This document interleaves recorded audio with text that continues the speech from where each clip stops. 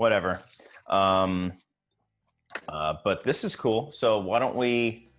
I gotta find a way. How should we? I gotta find a way to get the audio to play. Is there a way that I can play the audio for everybody, Doug? You want us just to all sing it at the same time? True. Oh yeah, True. I can play. I got my guitars in this room. Ooh. I'll learn to play it for next time. Why don't you sing it vocal?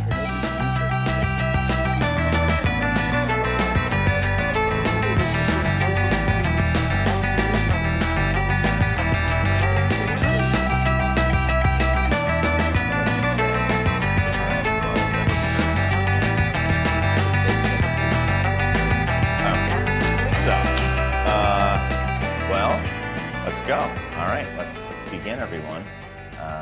Welcome back to the Beer Temple Insiders Roundtable. Maybe I would insert some sort of like version 2, but whatever. We're back. It's been a nice hiatus for me, and I'm very excited to come back. I think the break was nice, but I'm ready, and I'm very excited for the group we have, which is one that we've been trying to get together on one show. Has this group ever been together on a single show? I don't think so. Which seems amazing, but you know, Kate had to move across the country. Stopped me.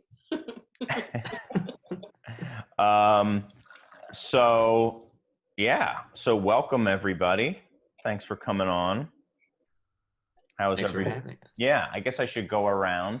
And how did I don't even remember how I used to start the show. I used to have it on autopilot. You would read like a thing about how you I think you would respect all of us. Yeah, then there was like a haiku you used to say that was about beer that you would write off the top of your head. Uh-huh. That's true. Every time a new one. Yeah, like you memorized it because I was so well prepared. Remember a little bit of a TikTok dance that you would perform, even though it was on the video, and we were like, "Chris, no one's gonna see this." And we were like, I remember you were flossing way before whatever that game was. Yeah, exactly. No one saw it, but you invented the floss. Mm-hmm. Yeah, I used to floss. The Dougie floss, other things that I've heard. All these are very topical. Yeah. And still relevant. Yeah, a lot of it is. Just like this show. Exactly. Topical and relevant. Anyway, it's hard when you're not in the same room. That joke. It is. It just sounds cruel. Thank you. But anyway, the Insiders Roundtable is kind of a glimpse into the beer world from people who are living the beer world, whether it be through whether it be retailers, people who sell the beer, people who market the beer, people who make the beer, people who educate people about beer, all sorts of stuff, getting people together and having a virtual round table. I don't think it's ever been an actual round table. Even when we were live, it was kind of a weird oblong oval shape, and just talking about stuff. So that is what we're going to do. Next time, perhaps I'll have my little spiel memorized, or at least I'll be better at reading it. But I am super excited to be back, but especially with this crew. This could go, I don't know. I think the derailment counter I should start it now, because this could go off the rails pretty fast. Start it now, I guess. So we still have to introduce people in order of seniority, that being how many times they've been on the show. The reigning, and I think forever king, Mr. Edmar. What up, dude? Your hair's looking lovely.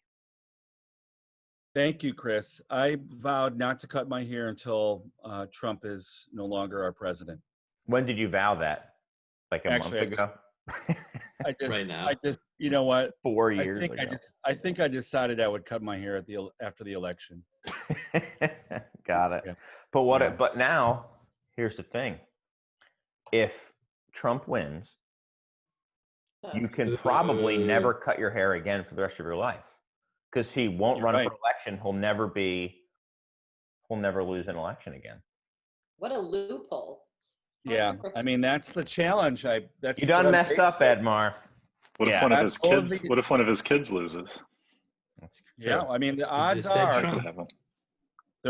it's quite possible the next show after we recover from another election, Mhm. should he win, we might not have another show till next November or October, and by then my hair will look so great it'll be going down to my ass. But the good thing is, I'll have just put this show up by then. If we're keeping with traditions, Yep. You're gonna have to shave Ed's head digitally, like a deep fake shaved Ed head, if this comes out after Tuesday. I've got one of those already.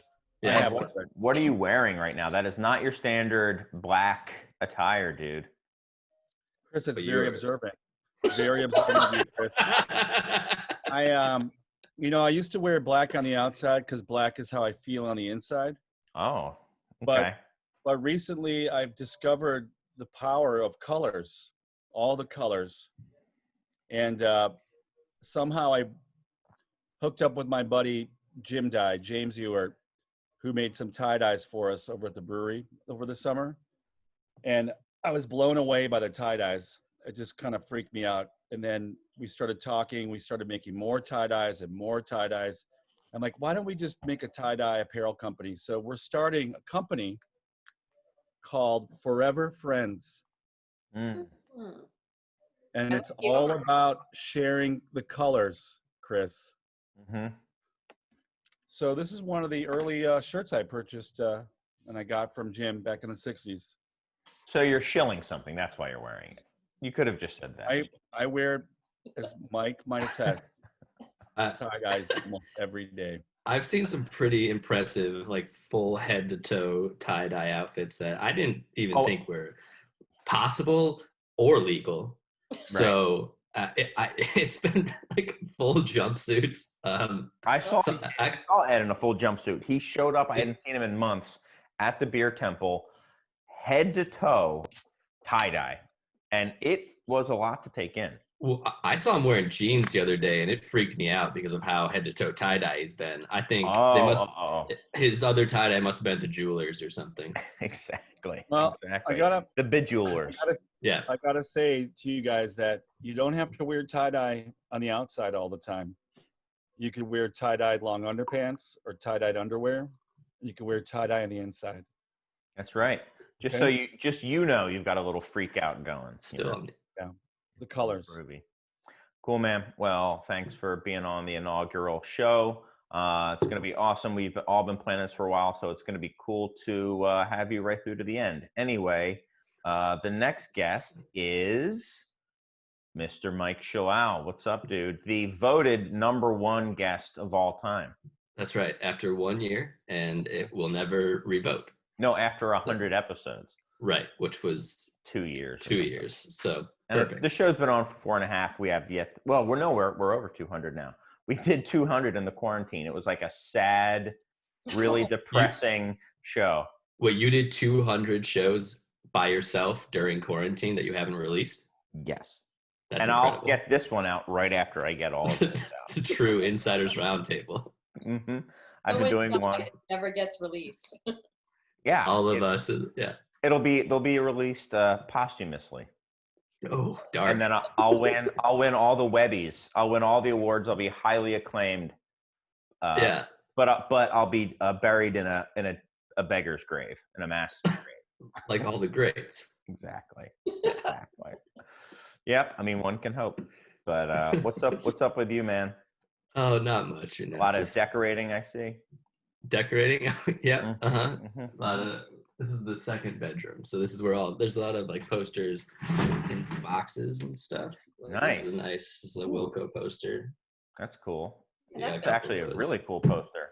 Yeah, this was a concert I went to with my dad in Brooklyn. Pretty cool. Ooh. Do you have Doug, everyone loves Doug. Do I have a lot of what? Do you have a lot of music posters, stuff like that? I do have a lot of music posters. I went through a phase of collecting posters when I would go to shows. All right. Seemed to make more sense than T-shirts. What are some of your do you have any cool blacklight music posters or anything? Oh yeah, I do actually. Oh, you do. Okay. Is this a video or is this a podcast? What is this? This will be both. I don't. But You know, I guess I should probably. You won't get the effect because it's velour. Okay, so I'll describe it. Everybody. Oh. It's a band that plays Round and Round, I believe. Yeah, that's a rat. Where could It's you a have rat gotten that blacklight. Mhm. It's pretty incredible, to be honest. Maybe the nicest gift I've ever received. Yeah, it's a blacklight rat poster, and there's a picture of like a metal rat. A metal rat, but it's like a Terminator rat. It looks like it's like a cybernetic rat. It's like they got cut out of Tron. Wow, exactly. Only someone with good taste could have given you that. That's right. That's right. This used to hang on the wall at my old office until we weren't allowed to put push pins in the wall anymore, and then it came down. For some reason, I haven't put it back up. Cool. Yeah. Well, what else has been new with you, man? It's been a while since we've chatted on the record. Just keep making saisons and trying to convince people that they like them, which has been an interesting go. Yeah. Yeah. Pretty good, to be honest, but Good. Yeah. Yeah. Is was brewing. Yeah. Is was brewing. Very, very cool. Well, thanks also for coming on. Next we have Doug Velicki, the beer cruncher. I think, Doug, this is the first time have I ever seen you with a hat on? I'm not sure, but I wear a hat all the time. Do you? Yeah, he wears a hat on. Yeah. I see it all the time on his TikTok. Oh, that's what it is. I'm not cool enough. I'm still on my. I don't always wear a snow hat, but still dialing in the heat at my new place. Oh, that's right. Man, everybody's moved. Yeah. Mike, you just moved. Mm-hmm. Kate, you're moving. Doug, you moved. Wow. What's new with you then, other than moving? Work's crazy. I deal with finance and HR, so those are kind of like two always changing topics, literally every day these days. So it's been very busy. We just announced our brew pub that we're going to close it for 4 months and hope to reopen in March. So that was a big deal with a lot of details to figure out around it. A lot of employees, of course, affected by it. So stressful week there that we'll continue to evaluate. But like right now, I mean, we couldn't do indoor dining anyway, and we don't even know when it will be back. But we have both a restaurant which follows one set of rules, and then we have a tap room which follows more of the bar rules, which have both been changing at different times. So it's just been always one thing getting dialed up or scaled back, up and down. So round and round, man. As devastated as we are, it is at least nice to know where we stand, even though it's bad news with the brew pub. And it felt like we pretty much didn't have a choice at this point to do what we did today. So that's been tough, but tons of positives have come throughout this experience. A lot of people stepping up, and just myself personally, just been trying to find as many like positives and things I enjoy, and like doubling or tripling down on them, trying to stay as busy as I can, over committing to too many things just to keep myself occupied and busy with just like personal projects, and moving being one of them. But did a fundraiser a few months back, and just have been spending more time doing what I love, which is like whenever I have some free time, like taking pictures, putting out beer content on Instagram. That. So I've been doing a lot of that just to kind of keep my mind occupied and put out some positive, fun vibes, despite all the crappiness that's going on as well. Well, thank you for being on. Thank you as well. Happy to be here. Yeah, man. And last but not least, the fifth member of the Trollumvirate, which I don't think I've ever publicly said that word before, but Ms. Kate Tronica, Kate Hello. Branken. How are you? I'm fine. I'm okay. I'm doing good. I'm doing all right. Changes hour by hour, minute by minute, stable-ish. It's Right. I'm doing fine. What what are you up things to? are good.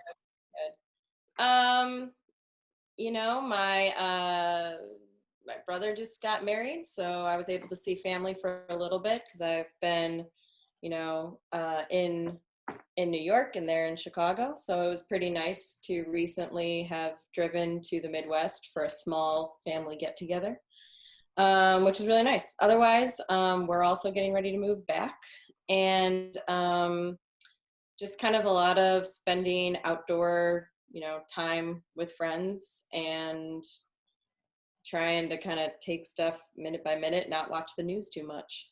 Mm-hmm. Right. That's about it. Yeah, unplugging. I've been doing that a lot too. I've been trying to get off social media. I've made it like a conscious choice to just take to not do all that, and it's been pretty positive for me, to tell you the truth. I have not been able to achieve that. I'm on. Oh, really? I feel like I'm constantly just on. I feel like anytime Doug uploads a TikTok, I'm like the first one to see it on Instagram or anything. First, right there.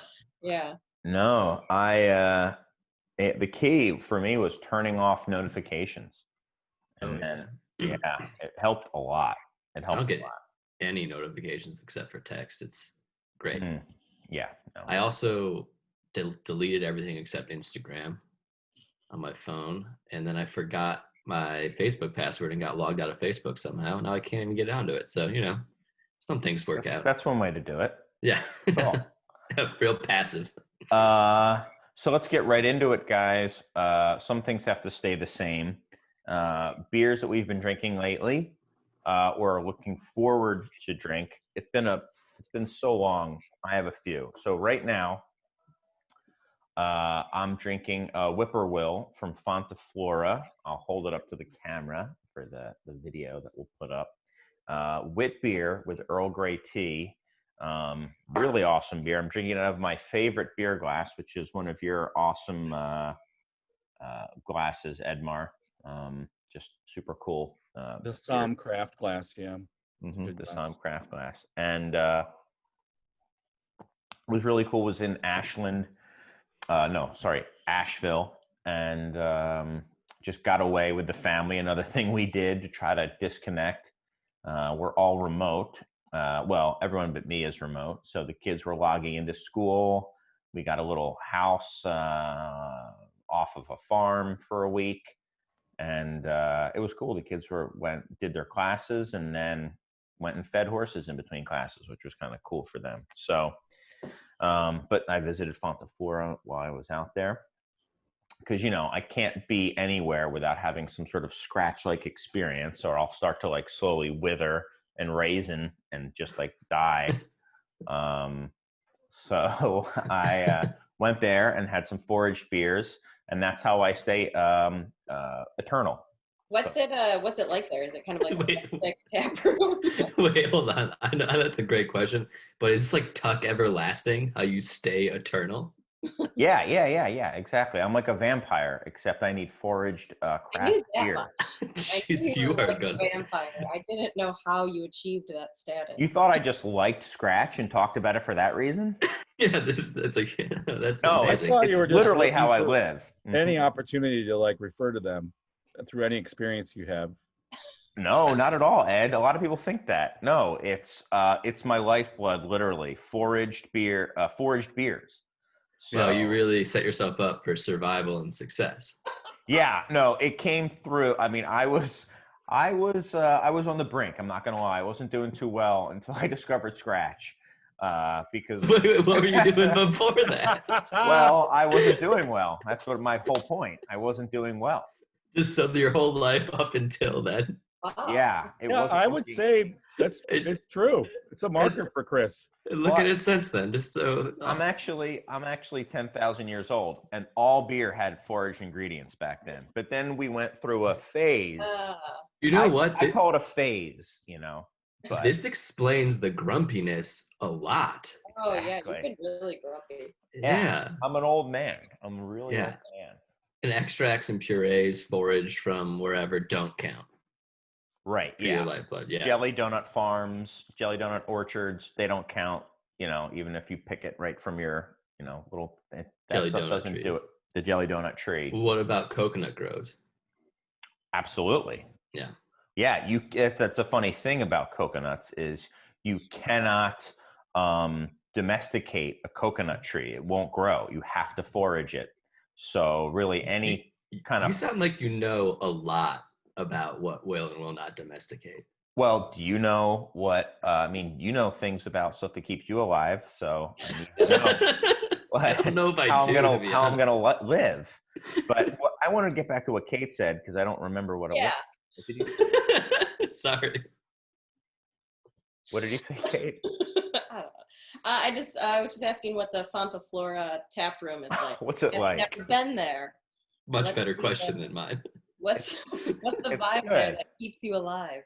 It's good. It's a lot like I forget the name of that, like the well of life. No, it's cool. They have an old the original tap room and brew pub is in this place I think called Morgantown, which has this like college town vibe, although I don't think it is a college town. But then they moved and put up a friggin' like barn, and now they're in a barn, and there's all these old like stone dairy things like buildings next to it, and it's cool. They've got a big outdoor area and trails and stuff like that. A lot of agriculture in that area, which is really kind of their focus is more agriculture than, they do some foraging, obviously, or I wouldn't have gone there. But yeah, it was cool. Really, really enjoyable beers, and they had some stuff which, unlike similar to Scratch for me. Like when I first had Scratch, I would look at some of the ingredients and be like, this beer is not going to be good.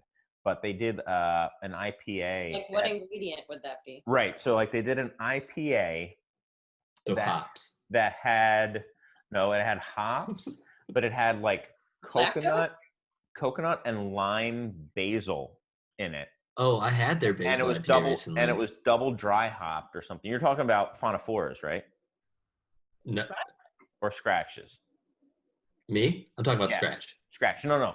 I'm talking about Fonta-Flora right now. Okay. They have like I thought it was lime and basil, but it's lime basil, I think, is a type of basil. Mm-hmm. And coconut, and it's a double dry hopped IPA, although it's clear, so I think it's purely marketing, so they can just Pliny's clear. actually sell it. But is that they don't market it as double dry hopped, do they? That doesn't necessarily. No, but it is. Yeah. Right, but when you see double dry hopped on a label, I think that definitely connotates, a certain thing. I would think. You don't think so, Doug? I saw that turn in my head. I posted this exact question on Twitter over the summer, and got one of the longest threads I think I've ever gotten from a question, and it was very split. And it had all these people from the West Coast, like even like brewers from Firestone were chiming in, and some people supporting it, some people not. But it was just an interesting. Yeah. Brewers, I don't think I would go with, because that's going to be like, well, technically every beer is triple hopped, because like that's not, but that's not the heart of the question. I think when you see double dry hopped or DDH on a menu or a can, what are you expecting to get? If you then had to close your eyes after you order it and then it shows up in a glass, what do you think that's going to look like? Which, if I remember correctly, is kind of what you were getting at, Doug, a little bit maybe. Like, what do you expect? I think I was getting at the time a beer we just released, which was a IPA that we wanted to get as aggressive with hops as we would, let's say, a New England IPA. But as a result of that, you have to kind of charge like a price of a New England IPA. And I was kind of like hoping enough people would say that, yeah, you could say DDH West Coast style IPA as just a signature of like, hey, we went crazy on the hops on this thing. but that the West Coast would be enough of a signal the other way that, hey, this is clear. So I know it's not one-to-one with what you're saying, but that was I think how it came up. Okay. Well, so yeah, it is marketing. It's a way of saying, kind of, it's like a way of saying, hey, this was expensive. This is why it's $3 more than our $9.99 right. 6-packs or something like that. We're going. It's taking a while. So that was the beer I drank. What beers have other people drank? Good thing you're eternal, so we can continue this. I've got all day. I mean, trust me, I've got all the time in the world. I don't think I'll get through this episode before we finish talking about the beers we're making or drinking. Mm-hmm. So I'll make mine really quick. I'm drinking one of our beers like I usually do because I just take everything from the brewery because it's convenient. And I'm drinking the People Power, which happens to be a New England style IPA. But this is a beer that was made in like a kind of giant nationwide collaborative brew called by Threes Brewing. And any brewery could participate. And essentially it was a beer to celebrate, the power of the people and then imploring people to vote or get involved in a political process. And the proceeds of the beer, everyone who makes the beer will donate some of their funds to the ACLU's People Power Fund. So it's I'm glad we were able to release this beer a couple weeks ago and kind of remind people to get involved and engaged. And it's a good mouthfeel, creamy mouthfeel. It's double dry hop, but not marketed as such. It's made with Mosaic, Amarillo, Belmont, Citra hops. Very cool. Good. Yeah, so it's fun. Cool. But the really cool thing that no one will know is that the imagery we're using is actually images from a French artist collective called Atelier Populaire. And these images were put up all over the streets of Paris during the May 1968 rebellion against the President Gaulle. And it was part of the kind of like global rebellion against kind of authoritarian regimes or bad actors all over the world. So it was nice to kind of bring this tradition of like artwork that was found on the streets to the label as well. That's very cool. Very, very, very you, Ed. Very cool. Who's next? Mike. Perfect. I'm drinking a Wilby, which is like our house saison. It's the third batch of it we've done. Try to improve on it a little bit each time. We tweak the water profile on this one. Last time we changed like the open top fermentation, so the esters got real juiced up, and then this one we kind of changed when we would bung it or when we would stop doing the open top fermentation to see how that would affect it. That's cool. So, yeah, but how many times do you dry hop it? Yeah, exactly. You were getting to what I was asking. It's continuously dry hop. Since it's open top fermentation, we take the original like shaking football game that Dogfish Head used, and we just keep dropping hops into it. So you guys work in shifts then? No, yeah. To keep adding it on. Ed can tell you, I'm there fully decked out in my tie-dye PPE every day. Every night. That's not true. You don't wear enough tie-dye, and I'm going to make sure. That's not true. If I could tie-dye rubber gloves, man, I would. I forgot this is a visual medium now. Mike tie-dye. Yeah, Mike works a lot. Mike works very hard. He's really dedicated to make sure that his brewery kicks ass. It's really beautiful to. No, it's great that we could host you for so long. I don't even know how long it's been, but I think 15, 20 years, I think. Yeah, it's like a while. It's hard to believe. I mean, this pandemic stretches every day into 5 eons. I mean, it's I think a second for Chris, but it's a long time for us. However, I got to say, Mike, that Forest and Maine collab we did is going to give you a run for your money. Yeah. That's... What? You did a Forest and Maine? Oh, that's right. That thing's ready? Forest and Mars. Yeah, it's going to come out. It's pretty fucking sick. Yeah, it's pretty nice. Good. Yeah. Nice. Dig it. I really like their beers. I'm excited about that. They forage their yeast, so yeah. There you go. That's why I like them. They're the sweetest guys. They are the best. I love them. They're really nice. Awesome. Who wants to go next, Doug or Kate? I'll go next. I'm drinking a off-color Waddle, their Oktoberfest, but two beers I'm really excited about are coincidentally from people on the show. But the Dark Jungle Boogie, I've been very hyped Boogie on. Nights? Yeah, I've been very hyped on the black IPAs lately, and Jungle Boogie is one of my favorite beers. So when I saw you were re-releasing Boogie Nights, that's on my list. And then the other one was um, one of my favorite beers, favorite regulars in the city is Pipeworks' Lizard King, and I saw that they're doing a cryo mosaic version, which I don't know how subtle or big the difference will be, but I'm excited to find out either way, because Lizard King's one of my favorite regulars, so they did just kind of a new twist on it. So I like the kind of educational element, so you can actually taste beer you're used to having, but with a different format that these hops can be acquired in, and it's supposed to bring out more flavors. It's like more efficient use of the hops. So excited to pick up and try that one. So. Nice. Yeah, it's been cool doing those. I'd also like to give a shout out to a surprisingly good beer, a Pipeworks beer, surprisingly good for me, not surprisingly good overall. I'm sure It wasn't never good in doubt. overall. Exactly. That's what thank you for clarifying what I meant, Mike. We're here for. What's the apple pie beer? What was that called? Like the prize-winning pie beer. Prize-winning pie beer. It was it's an apple pie beer, right? Yeah. It's kind of like a malty, bready malt base to it, and apple juice, then a like low amount of lactose, cinnamon, but it's in like a little bit of salt also to kind of give you that thing. We've been making kind of a couple of those, getting back into more conceptual beers, and lately I think they've been the goal is to make them drinkable.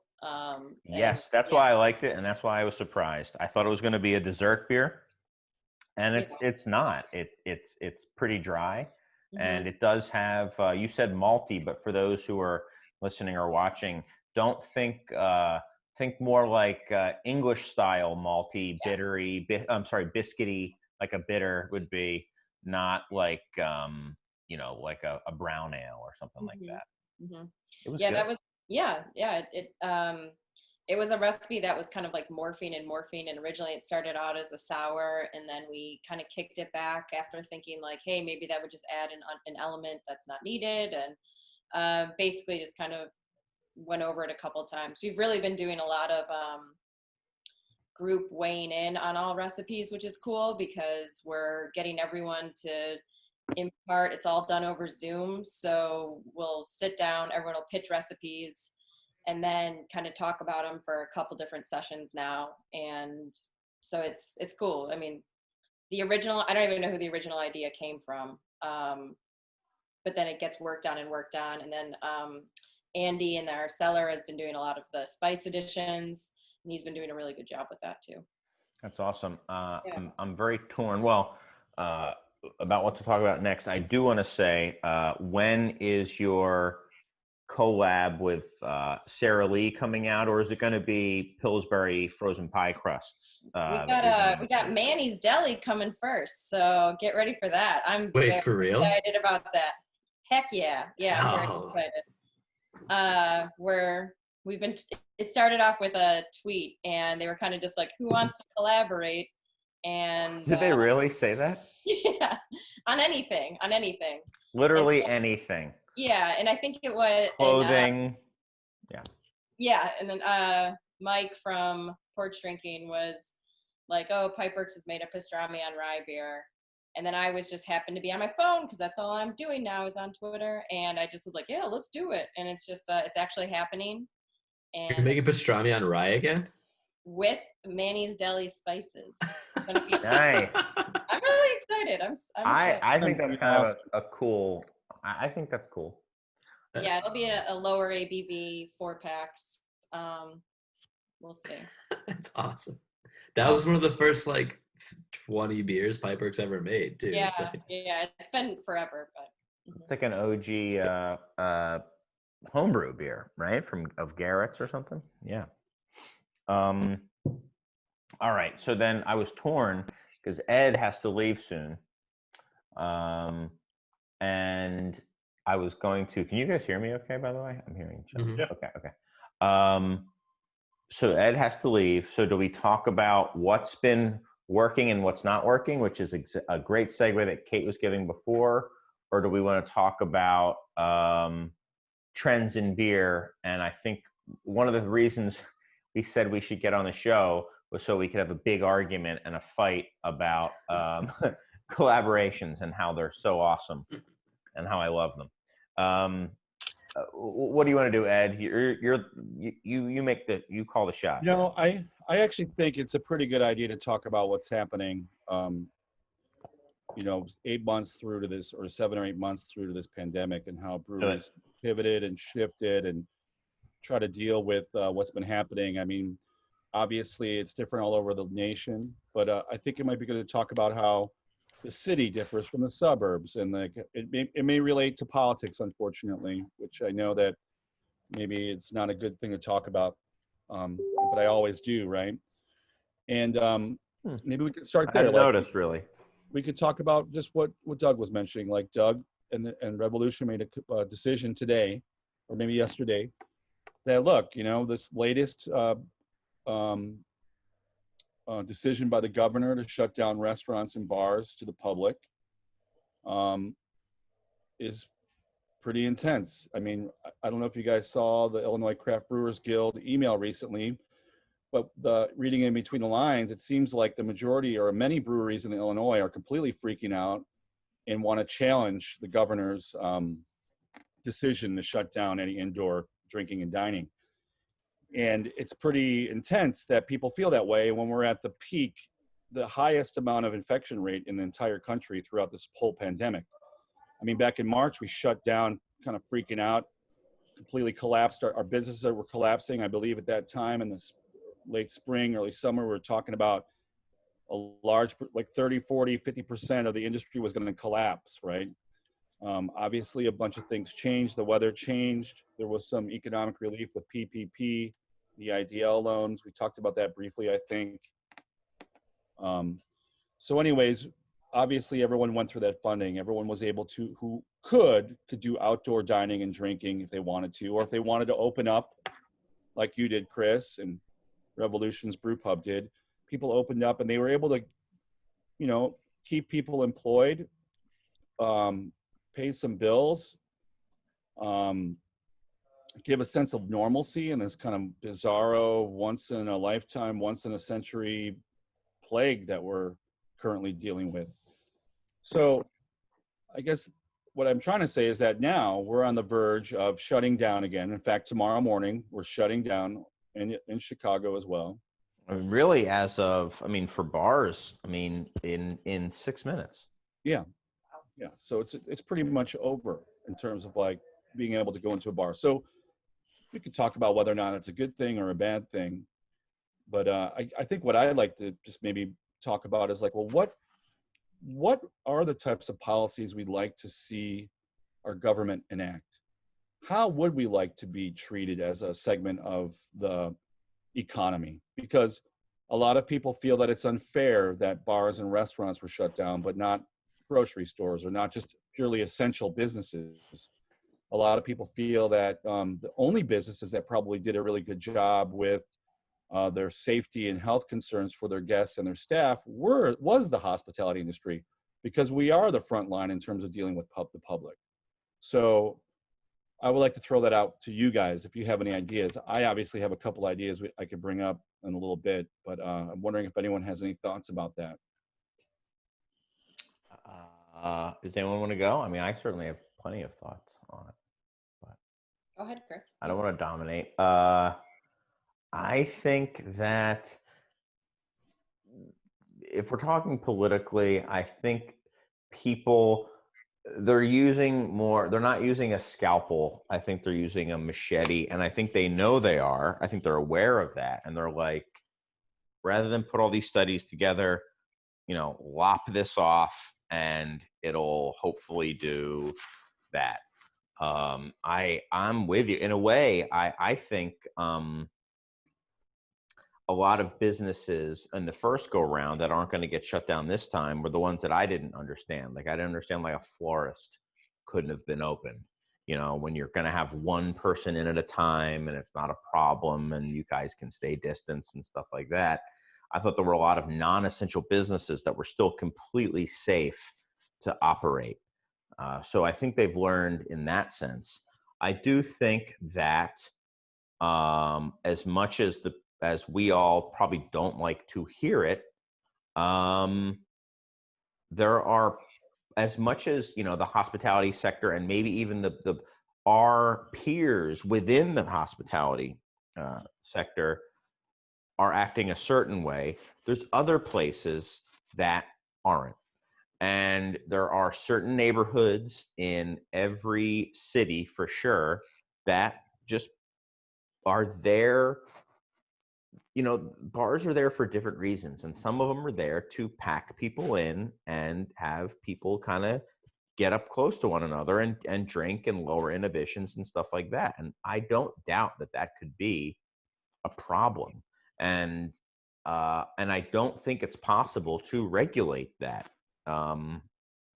And I don't think it's possible to police it. So I don't really have a good answer. I don't think it's perfect, but I don't know what else to do necessarily.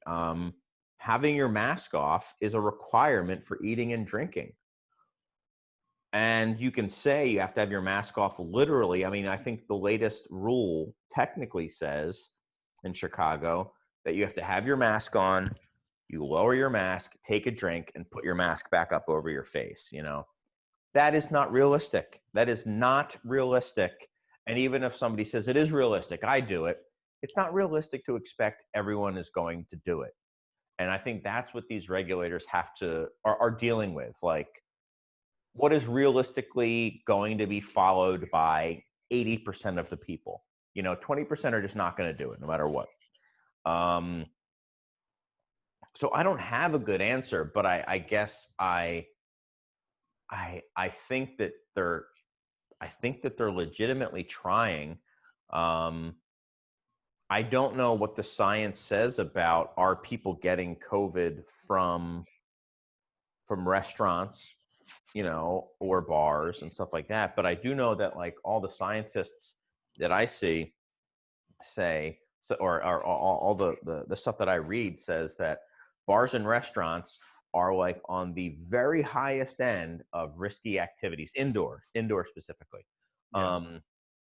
So like, what do you do? I mean, Ed, you took forever to open up the indoor portions of your businesses, obviously for a reason.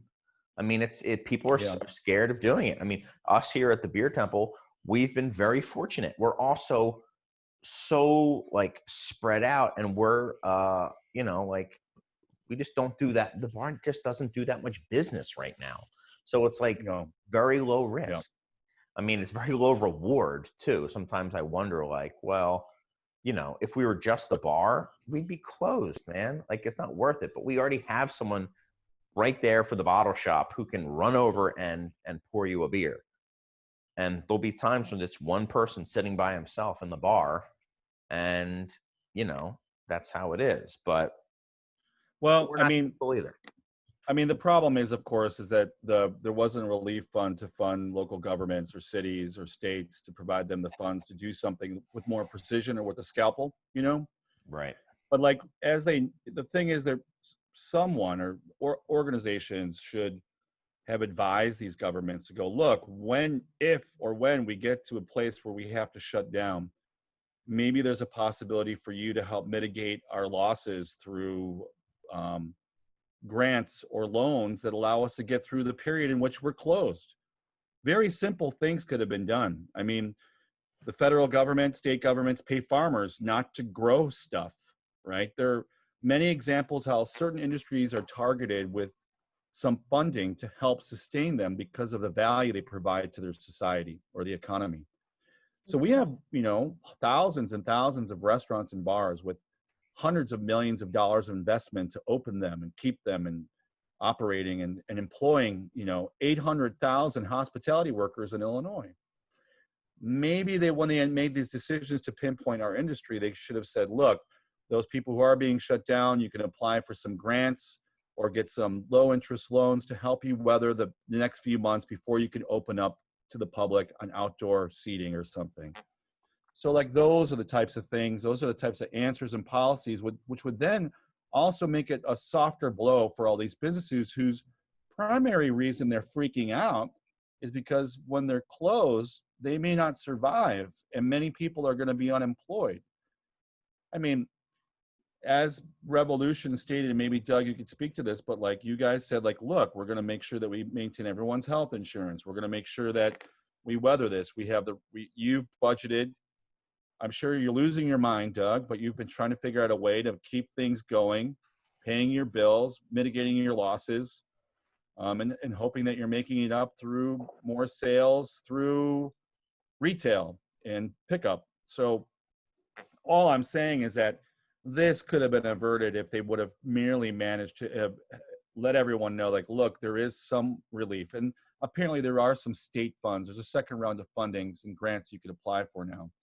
But yeah, I mean, really, that's the thing that's really gotten me angry about it, because we're not opening up. We weren't going to open up Mars for indoor dining or drinking anyways. We had decided not to do that anyways. We're just going to pivot back to our to go and pick up and delivery business as a way to help provide delicious food and our beers and our other beverages to our customers. But you know, think about the classic, incredibly important bars like the Rainbow Club or the Skylark, or what are they doing for 7 months, man? Right. It is just incredible. And like, anyways, this is what's really upsetting me. And this whole week has been a very tense, stressful, freaky time, nerve-wracking time for so many people. Yeah. Yep. So, I agree. So we're all just going to try to squeak by. We're all just going to try to just hang on to that cliff, you know, with a fingernail while we go through this. Because the last time they did this, Chris, what was it? We were shut for 3 months. You remember? Mm-hmm. Mm-hmm. Yeah. So what are we going to do? I don't know. What really, everything will be decided next week or whatever, or the next month, when we get some new leadership that provides guidance for the rest of our citizens to perhaps participate in the mitigation efforts of reducing the impact of this pandemic on everybody. You know, that's one hope we have. And then possibly they'll pass another stimulus bill that we could apply for in a couple of months that will rescue us from being further in debt. I mean, the reality is we all went in debt to stay open already. Right? That's what the stimulus did. It was a loan. Right. You know what I mean? It's like people don't realize, like, we're only still open because we borrowed all this money and kept people working because we love our people and want to take care of them. So, I mean, I don't know. I mean, I think that's the focus for me. Like, how do we tell people? So, you know, we have a number of initiatives that we've worked on through partnerships with our nonprofit and stuff, but not everyone has that opportunity to employ people, to feed people. You know, it's not everyone has that opportunity. So I actually just decided this week, it's like, you know what, I'm going to figure out a way to raise a shit ton of money and make sure that we try to help rescue a couple dozen restaurants in Chicago. We're going to expand our community kitchen thing, and I'm going to beg, borrow, and steal as much money as I can to pay people to make food, to feed people who have lost their job or people who already have food insecurity, and just provide free meals to people in various neighborhoods in the city. Because that's the only thing I know I have agency that I could work on without having to beg the government or think about the government being involved. And I guess in general, like here, like Doug and Revolution, if it wasn't for you, Chris, bringing us together, I wouldn't have a relationship with Doug, where Doug has helped us over and over and over, helped our brewery stay in business, right? Or Pipeworks, or Mike. Mike came in when we had to transition our brewery and helped us stay afloat and build our brewery. Like, we can only do this stuff together. And it goes back to the kind of the beauty and the reason why we got into craft beer is this community, and it's so good to see that we still have those bonds, we still have those relationships where we're trying to work together. But it's sad that the political situation has eviscerated this. We could have had sustained discussions about this and passed these memes on to put pressure on our government officials to like when you are going to shut us down again, how are you going to give us a lifeline, guys? And maybe more than 48 hours would be helpful as well. I was going to say the communication. I feel like a lot of the frustration that I've heard from everyone across the board and all different parts of the industry is just the communication has been so flippant and just flippant's a good way to put it. There's no way to anticipate it as well as you should be able to. Also, just what the actual rules are. I know businesses are afraid of breaking the rules and being fined or whatever the ramifications might be, or getting someone sick, God forbid. So, I mean, it's just, the communication and the direction. It's not even just the actual shutdowns as it is. I mean, it is that, but then also on top of that, there's another layer of just like vague communication. And that's something that doesn't require federal government. That's something that doesn't require additional stimulus. That's something just requires like empathetic communication, which I don't think that we've been seeing from local leadership as much as I would have hoped for in a situation like this, especially the second go around, when there's a little bit more understanding of what this is and what needs to happen, what the thresholds are. Like our tents, people are putting up tents and it's like, okay, well, do they know how much ventilation to have in the tents? How do you clean those things? It's just like, I feel like every time it's just like there's like a fire and you try to put out the fire by like putting more sticks on it, and you're like, oh, maybe this will work. I mean, I have to say that right away, the most basic things you could do. Uh-oh. Up, Ed froze. You're frozen there, Ed? Ed might be frozen. Maybe that's what happens at 9. He just is. Oh, are you back, Ed? You froze. Yeah, I'm sorry. I don't. So the most basic things you could do, and then you froze. Oh yeah, I mean, the most basic things we were told to do was like cover your mouth, wash your hands, don't touch your face. It took 7 months, but most people know that by now, and it actually has been helpful. But who knows what the hell's going on right now? I mean, whatever, 2 miles from me, 1 out of 15 people are positive in this neighborhood. Like, what? How the hell did that happen? It's insane. So, anyway. I think people's guards are coming down, and the weather's getting colder. People have been predicting that this was going to happen at this time of year for months. Yeah. But that just goes to what you were saying, Kate, about this flippant nature. They've been talking about a spike since the first shutdown. Was we got to eradicate this in the summer, so when the fall spike comes, and still it was just like, yeah, you guys got to close in 2 days or something like that. So that, I think you do have a good point there, that it's, I think, targeted relief also, to kind of switch gears a little bit, would be nice. Like, the last PPP was not very good for hospitality. No. We need a hospitality focused bill that really helps those, because I think, like you were saying with subsidies, I'm sure those were arranged for and lobbied for over probably decades, and we don't have that time here. But there is a strong cultural connection to a lot of these places that really need help. It's not just hospitality, it's also, the arts. All that stuff is just hanging, like you said, by a fingernail. And it's what makes cities in particular, but really communities, let's just say, special. I mean, I use the example or the stereotype of like, yeah, when Guthrie's closes down in Chicago, an institution, I'd say, it's not like another Guthrie's is going to take its place, and even if it does, it's not going to be that for another 10 years or 15 years, it has to mature. And more than likely, it's going to be a dentist's office is what it's going to be. Yeah. You know, I mean, even before COVID, when, oh my gosh. Quenchers. Exactly. Quenchers closed. Is literally a dentist's office. It's a pediatrician, right? It's like, I think No, it's a like pediadental, like. exactly. Right.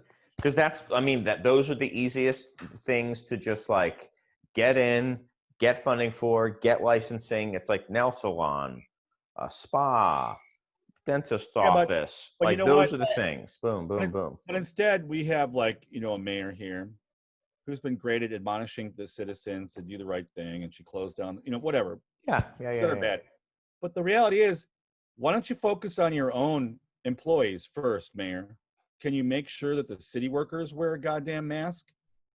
Like she went after the cops. She went after the cops. I'll say that. Good. Well, great. Well, I didn't know that. Because the union headquarters was so riddled with COVID, they had to shut it down. Yeah. So she called them out and said that they were going to do that. Good. So she did I'm glad to hear that. Thank you. I was I've been pissed about that the whole summer. Anyways, but yeah, I think that's some of the stuff, you know, but obviously the other things are, it's going to be us, Chris, like, you know, all of us here sitting and virtually hanging out together. These networks are what's going to help us get through it, obviously. And that's what's happening all over the place. I hope every brewery, every bar, every restaurant out there has a community that's going to try to help them get through this next phase. Well, let's see if we can do something. This is a good, a bit of a segue, Ed, and I know you have to leave soon, so leave whenever you have to, but why don't we take this opportunity? Doug, you had mentioned that maybe going over like what has worked, what hasn't worked, would be useful. And hey, I know a lot of industry people listen to this podcast or listen to this podcast. Maybe we can take some collective knowledge here. And I'd love to get it from people who are listening too. You can email us at insiders@craftbeertemple.com and let us know what you think, and I will communicate it out when I post this in the year 3030. And so Doug, I mean, why don't you start? What has worked for you guys? I'm gonna tie the kind of first point I wanted to make. I want to tie this back to some of what Ed's original questions were, some of what she was referencing me, but like this goes perfect with this. One misconception that I've heard that I don't think a lot of people are aware of is like when they put the capacity restrictions on restaurants, like 25 people, and then maybe it got up to 50 depending on the type of space. Those weren't really, at least for us, and I think I've talked to many people who were in the same situations, those capacity restrictions weren't the problem. The problem was that there weren't enough people that felt comfortable coming out. Like we would run into those constraints maybe for like an hour on a Friday or Saturday night, but that would make like a 15-minute wait. But otherwise, it wasn't the capacity. There wasn't enough people coming out, which leads to what me agreeing with Ed's point of like they have to come up with some kind of way to help support these businesses. The PPP was designed by people who thought we were going to be back open at Easter, so it was so temporary. And then at the very end, they tried to extend it, but a lot of people had already used their funds and would have been able to stretch them out much longer had they known they didn't have to use them up in the first 8 weeks. Like we were spending ours like crazy because we were told you have 8 weeks to use these. And then all of a sudden with 2 weeks left, they were like, you can have it through the rest of the year. And we were like, well, we would have been more conservative if we'd known we had all year to utilize these. Right. That was a big whiff on that one. And I don't have the answer to this. This is not my expertise, but just the simple idea of like, given the amount of people that are about to go on unemployment, isn't there a more productive way to use those funds by infusing them somehow into these businesses? Like for us, I know that doing to-go business and delivery business is not feasible. The amount we lose is just unsustainable. Like we tried it, we did it for a few months. the first few months we had the PPP loans so we could absorb it because we didn't really have to pay for labor. And then we let that spill into a few more months, and then it just got so bad. It was like, you can't do it. So there's got to be some kind of something that can be done. And I don't think they know what the answer is. I don't know what the answer is. But and is anybody advocating for it? Like, is there, I don't think it doesn't seem to be like there's any advocates either, because it's been so fast and happening. I'm sorry, Ed. Sorry, Doug. That's okay. And I feel bad because, like Ed pointed out, what we're able to do by covering these poor employees' healthcare for the 4 months that we're going to be closed. But we can only do that because we happen to have started as a restaurant that grew into a large, wholesale operation. So we can dip into that and use that to absorb the, cost of paying those expenses. But like a lot of restaurants don't have that. Like none of them do. We just happen to be this restaurant that's attached to a larger brewery. So that's like a unique situation for us where we're lucky, but is not the norm. So that kind of is a good start to us. For us, what wasn't working is like running a restaurant. Like anybody right now, the most troublesome model you could have would be a brew pub, where the foundation of your brewery is being a restaurant. That's of course the most that's what we started as, but now it's not the core of our business, let's say. So we also do 100 weddings a year, most of which are at that brew pub. So like that's been something that's been a major effect on us and affected the employees who normally plan and run those weddings, in addition to having a restaurant. And then of course our tap room. So like those are our big three things that are just pretty much gone right now. And I would say gone for hopefully the restaurant can be kind of what it had been this fall, which isn't a business that can really make money, but it can at least hover near even at the kind of capacity limits and the comfort level of customers. We'd gladly open again, if we could, to where we kind of started in the, call it September, August type of weather. But so we're leaning on the wholesale side of our business, and it's right now what is working for us is the fact that we sell a lot of our beer in the grocery store, and that's where a lot of people are doing their limited shopping right now, is in the grocery store. We luckily have we had going into this, we had 4 big packages, 12 packs or 15 packs, which for a while and still today are what people are buying. They're just shopping quicker, buying a little bit more than they would, so leaning more toward those bigger packages. They don't want to touch as many cans, so there's better kind of billboard effect of a 12 pack. I think they're moving faster for quite a few reasons combined. So that's been something that we were lucky to have in place, and is by no means making up for all of the many things that are down. I mean, we're a 40% on-premise brewery, so we are not making up that 40% of draft business and selling beer in the White Sox Stadium and all these concert venues. That's just a complete zero. We do a lot of our business through that. Now these, the fact that 12 packs are going crazy right now, our variety pack of IPAs, the League of Heroes, is up 70%, but that's just one item. It's only putting a quarter of a dent into what's kind of gone away. So it's helped. It's helped kind of inch toward a sustainable business. It's just the amount of jobs that we lose from the retail component, from the restaurant having to close for 4 months, is what's really devastating to us, for us. So but everything that's new is selling. Innovation is huge. The whole idea that people are going back to their favorites, I think there's plenty of that. Maybe some of that is because so many people were shopping for a while at the place where they got their groceries, and that's all you can really buy at those places, is kind of brands that are a little more established or have been out there for a couple years is what you tend to see at a Jewel Mariano's, a Trader Joe's, places like that. You don't see like the brand new stuff there.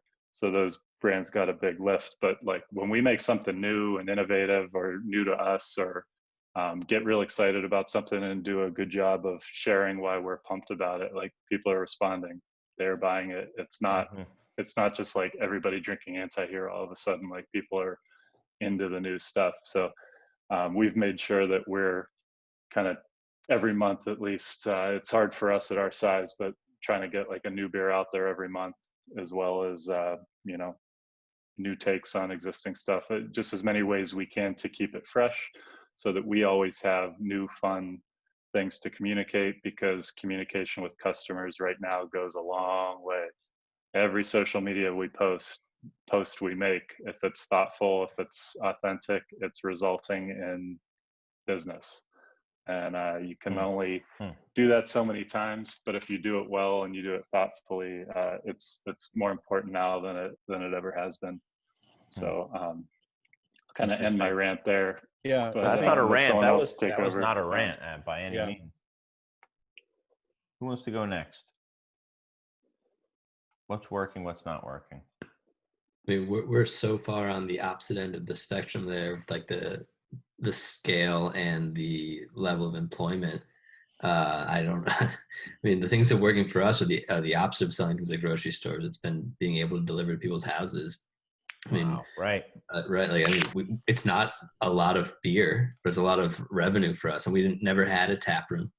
We were a contract brand out of the kindness of Ed letting us be there. But being able to sell beer directly to people's homes has simultaneously increased our revenue incrementally, I guess, and allowed us to kind of figure out who the people that we're actually connecting with the most are. I mean, we're doing a somewhat esoteric style of beer that I knew was going to be difficult to kind of grow and to find the people for, even when times were going to be good. And we were only releasing beer for about 6 months before this all started. Like, we had just started doing more draft beer to try to expand our draft accounts. And then our beer takes, a month in the package before it's ready to serve. So by the time we packaged that beer, had nowhere to go. So we've had a tough time with that, because that's a significant amount of our volume, but that we lost for like 2 months. But being able to get to connect directly to people and go directly to people's homes has been the biggest thing for us. As far as a big part of our plan was to do every opportunity we got to do a tasting or a dinner or someplace that we could interface with people, and that was all shut down. And luckily, when we were able to have on-premise consumption of dining, we did some outdoor dinners and stuff, and they were great.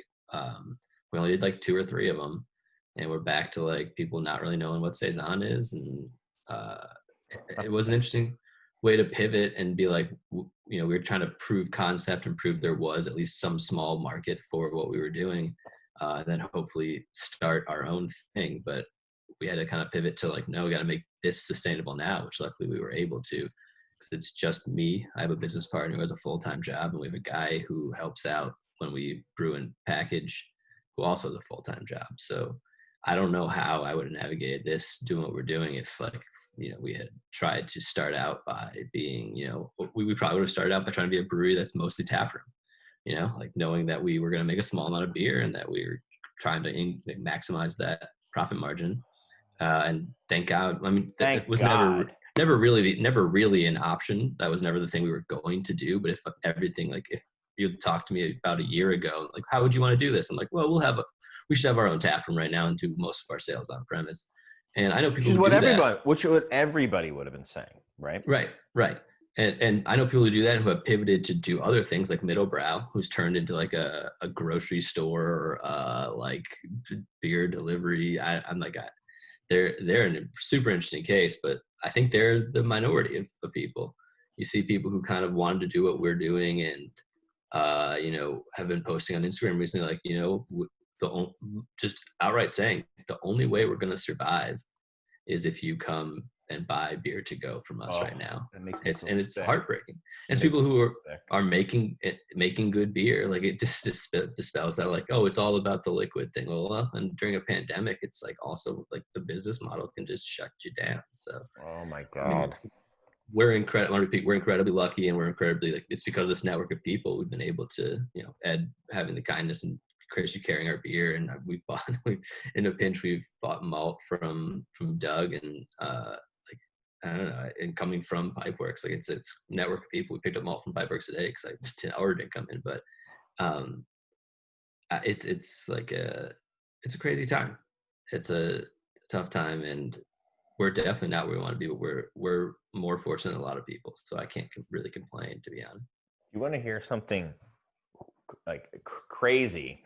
And I'm in a weird way, I'm thankful to hear these stories, because absurdly, we're gonna probably the Beer Temple will end this year as its highest revenue year ever.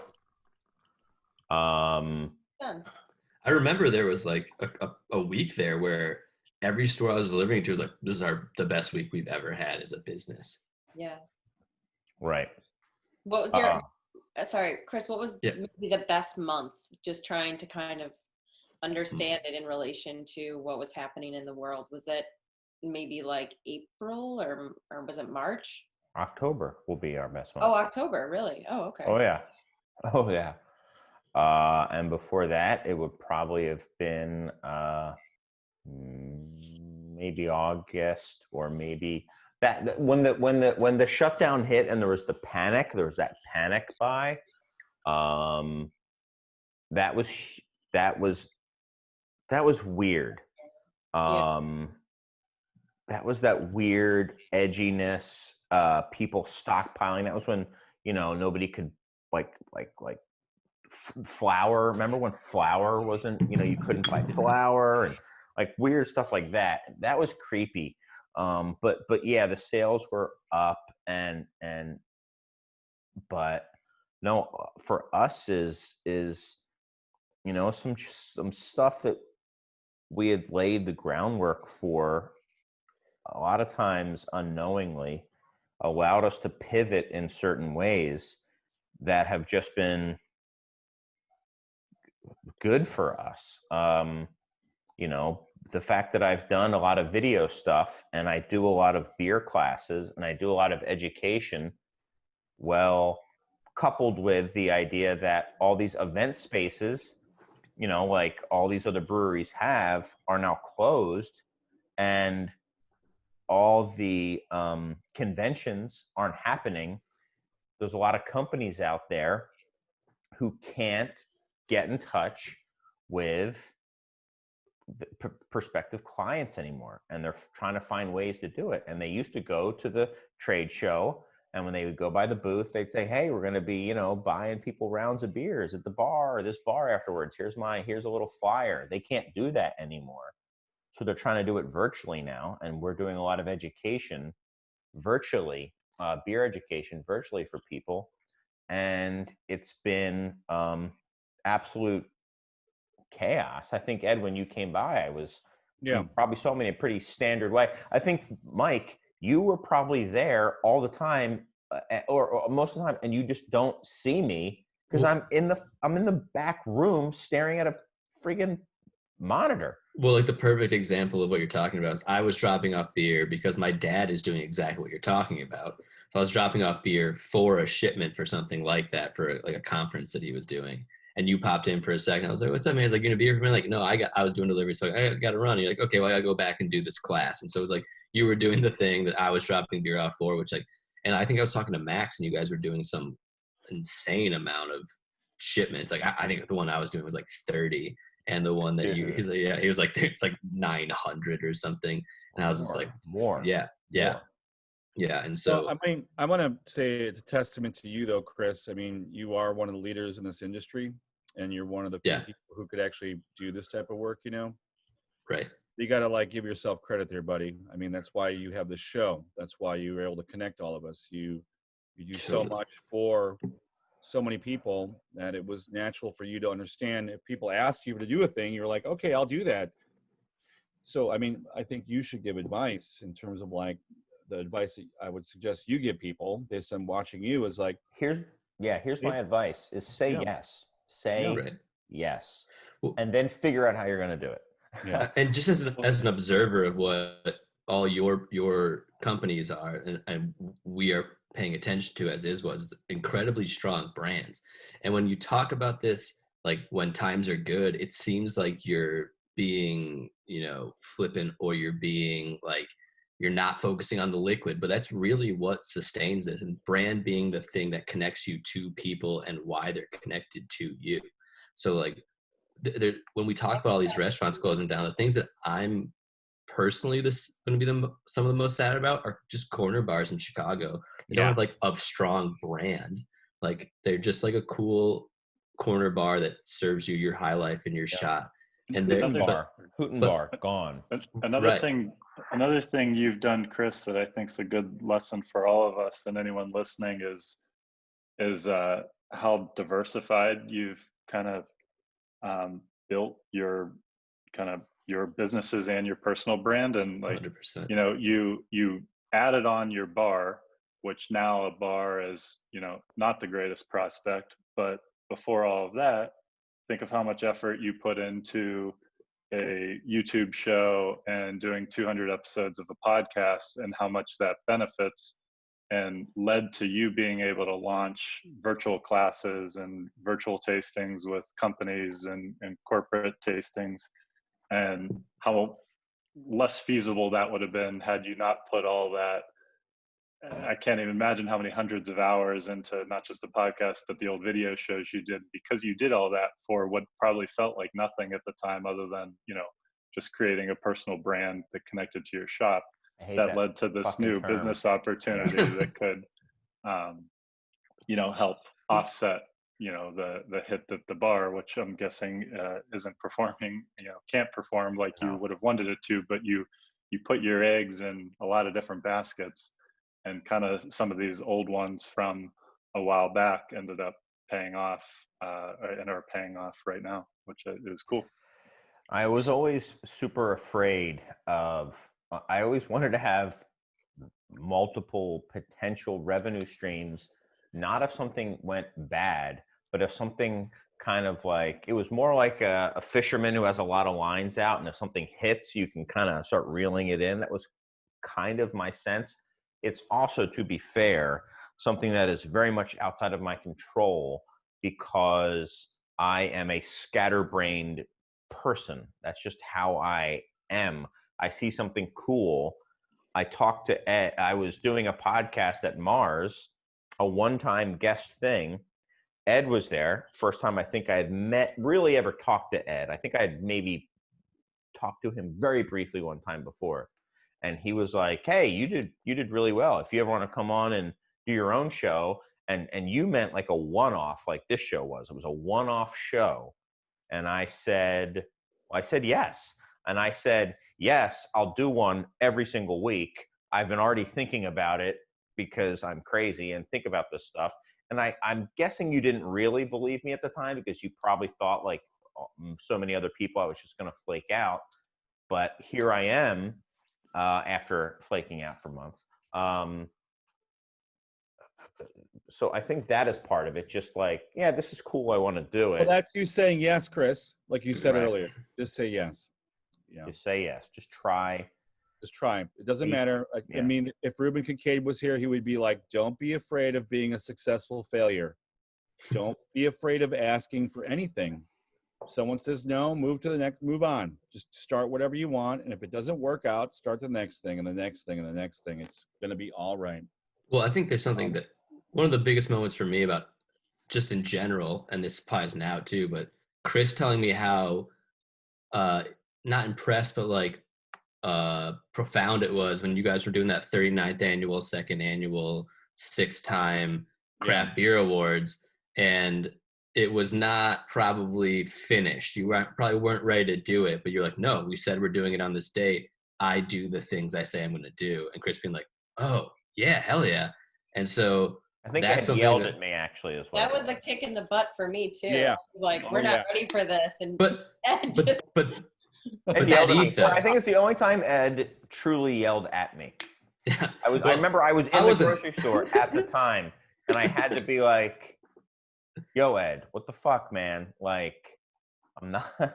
Don't treat me like a flake." But I remember that. That was yeah. But that- Anyway, go on. But that ethos of like, no, this is what we do, and having a clear sense of it, and then just delivering whatever the best you can do at the time you have to deliver it is super important. Yep. that's Uh, so I don't know how that applies directly, but it was just something that seemed like a profound, Oh, like what deliver on the things that you say you're going to do, and like establish things that you believe in, and Yeah, go and and then- do them. and Ed, you That's a are the good- master of that, without a Yeah. doubt. Well, Better no, than but anyone that's I've a ever met. well, that's a Better good than anyone segue. I've ever met. That's a good segue for me. I have to put Ruby to bed. Do what I said I Say was going to do. yes to putting Ruby to bed.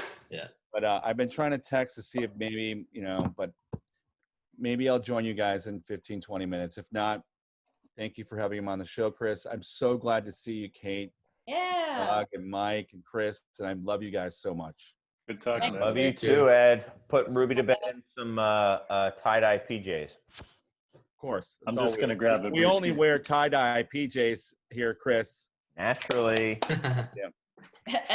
Doug's escaping. Why don't we all take Doug we can take a quick why don't we take a quick break, people getting beers and stuff like that. I'll mention I am drinking this Oh, beer, yeah. this I'm drinking- amalgamator. I've been drank a drinking 4-pack of Bell's that. Best Brown, and Oh, what a guys, good beer. it's really good. Oh, I'm- Best Brown is so good. I'm drinking a unfinished bottle of our smoked saison because I figured people don't really want to drink saisons anyway. It's a pandemic. Why not make exactly the Whoa, beer what a they don't want to drink? Cross I've also stitch. opened this one. It's a double Brim. decoction mash Vienna lager. Very cool. This That's beer good. right Chris, here Chris- is badass. What's up? What's up, Ed? I drank a I was 4-pack just- of it. I was gonna say, grab one of these when you see them come into the shop, and let me know what you think. I love It's the our label on it. Label's West Coast awesome. IPA. Thanks. And say what Yeah. it is out loud. This is the West Coast IPA. So West I Coast pretty Hero. much said, sorry. Double dry hopped. I'm saying for the people listening is what I meant, Doug. Yeah. Oh, I thought we were gonna edit this out. This You is never know. You never know. this is Yeah, West, we're not West editing. You're Coast dealing with Hero, me here, the master editor who, Best of intentions, no edits. All right, we're back. Took what was that, like 2 minutes off? And Minute and a half. It's 48 all the seconds. good stuff, guys. So you got to get on Patreon, which doesn't exist. But if you did, you'd get to see all that just happened. So is the Patreon going to Yeah. be you like exploding your children? Exactly. That's Yeah. where I exploit my children. They're on camera. We're talking about all sorts of stuff. They're They're already tasting giving- beer. Teaser. This is a teaser. They love barley Building- wine. It's not that I love my children. It's I love their brands and I want to build them at an early age. Because that's really what you Yeah, I want to mean, do. Does it scare that, you knowing they're going to have they're going to have strong personal brands? No, I mean, what else is there? I mean, their brands are going to be alpha. I mean, Yeah. so, that's what that's all Just- it's about. I want my children to use just in everyday language. I want them to use boardroom terms. I want Mm. them to talk about, their brands. Their. You want to talk about I think it's a solid thing for the for ROI on human- their time for human Exactly. interaction? Exactly. Good one. Exactly. Constantly asking who's getting lunch. Yeah. those kinds Let's of- talk about a huge development that happened in the Chicago beer market recently, which is massive second tier consolidation. That being the distributors. Just like 10 years ago, like to me, like unfathomable, maybe not for others, but essentially what Windy City and CBS, both are now Reyes-owned companies. They've been Reyes-owned for a minute, though, right? For a minute. Doug has a better memory of what I said about it at the time, I'm sure, because he's just better, has a better memory than I do. But in my mind, I remember having Wes Phillips of Windy City at the time, he's gone, on and saying it's only a matter of time until all this consolidation comes together. And it's just like when a brewery is acquired and people say nothing's going to change, it's all total horse shit. And well, lo and behold, Windy City and CBS are coming closer together, and they've now officially taken the next step in merging together. Windy City being really a high-touch craft distribution house. At least that's how it started, and then it was bought by Reyes and so on and so forth. Reyes is the largest beer distributing company in the country, right, Doug? Right? I think they are, right? Yeah, and then on the flip side of that, you have Breakthrough, which is the huge company that owns, the Chicago Blackhawks, and is probably the biggest, if not, they're definitely a close second biggest spirits distributor, who had gotten into the beer game late, but went hard at it, and just decided we are completely selling off our beer portfolio, and we're out of the game. Mic drop, we're out. Did I miss anything? Was there anything else in the distribution game that I missed? I think those are the two big things that happened within a week or two of each other. It all happened. You didn't really say what happened. What? What happened? What happened? What do you mean? They both got absorbed. So, yeah, well, they merged, and then... Well, you never even mentioned the Bud distributor who bought Breakthrough. Breakthrough's beer portfolio. Oh, sorry. Yes. No. Lakeshore, the Bud House, bought 90% of the stuff coming from Breakthrough, right? And probably 90 plus. And so now we're back to a blue house and a red house town. That's where we're at, right? I mean, plus the smaller distributors like Adam Baverick's distributor company. So I mean, there are some small cottage distributors that have popped up in the last couple of years, sort of in response to this looming consolidation. Right. Baverick's but yes, yeah. But for Chris, Vavrick and AJ Maka are places that will call on them and sell beer, but for the access point to a million other, it's only localized accounts. It's also just this is, I think, is a thing more nationally too. The access point to the majority of accounts is through the distributor. Most places don't want to deal with your self-distribution or your independent distributors who are essentially self-distributors that just have a couple other brands in their portfolios, or maybe just do hot drops. So now there's only 2 distributors in Chicago that sell craft beer anymore, which is... No, there's Glenn's too. Glenn's is the one. Yeah, I was gonna say, I feel like we're off the mark here. Chicago. Right. Recontextualize this, Doug. Yeah. We're not off the mark. So heading into August, Chicago was probably the richest town in terms of options for beer distributors compared to just about any other market.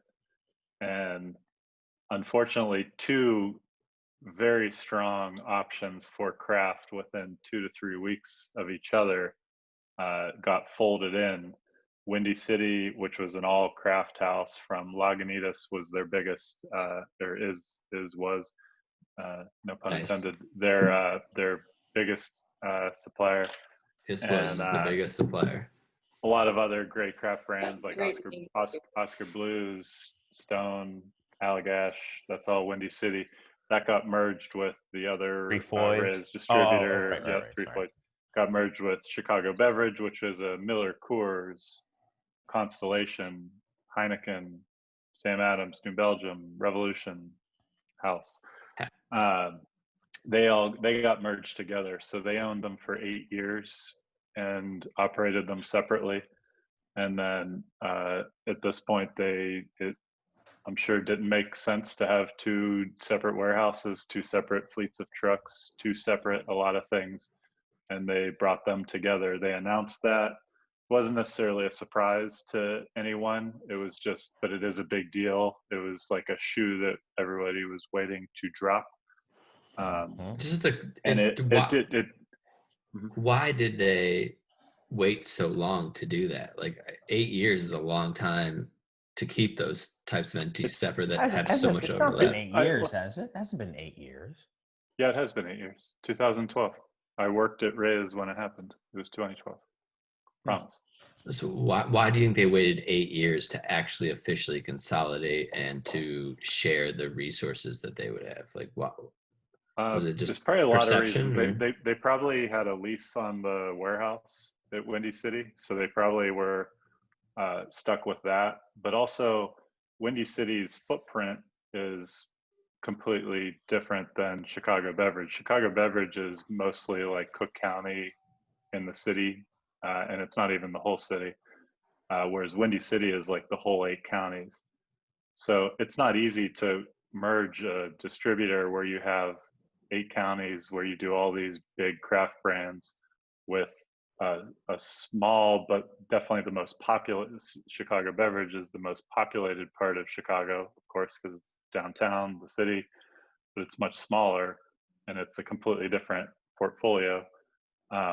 They overlap in the city, but then they don't overlap in the majority geography wise. So it's operationally, it's not an easy thing to just say, hey, let's just smash these together. Got it. There's those two things, and there's a whole lot more, but that's like kind of the beginning of it. But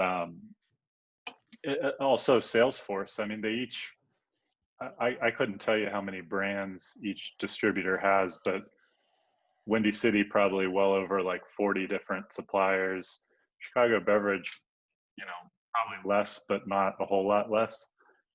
It's hard to put those together and then expect the same sales force to all of a sudden be doubling up on that. You kind of need separate sales forces, and that's from what I understand what they're going with from the get-go anyway. Like Windy City is still having their own sales force out there for now, as far as I know. So it's not easy at all. Like they're covering totally different geographies, but the idea is that the same beer can now get on the same trucks from an actual logistics standpoint.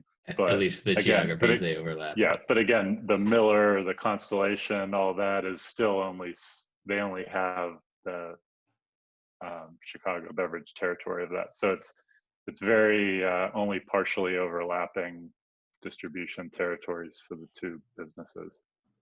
So they'll have their hands full figuring that out. So that was the one thing, and that was a big deal. But that alone, again, would probably not have set off, as much conversation. But within 2 weeks, the breakthrough, which was a solid option for a brewery looking for distribution in Chicago, who's like a decent sized brewery. Yeah. They decided to get out, and they sold their portfolio. They're still very, very much in the spirits distribution world, which is their bread and butter. They sold their craft brands, or the ones that Lakeshore wanted, Lakeshore being the Budweiser house, over to Budweiser. So 2 great options for, call it, I don't know what you define as mid-size, but let's say a mid-size, or like a decent enough size that you'd go with a distributor beyond the the really, really small boutique ones. They were two decent options that went away. We still do have Glun's, which is like the Pabst.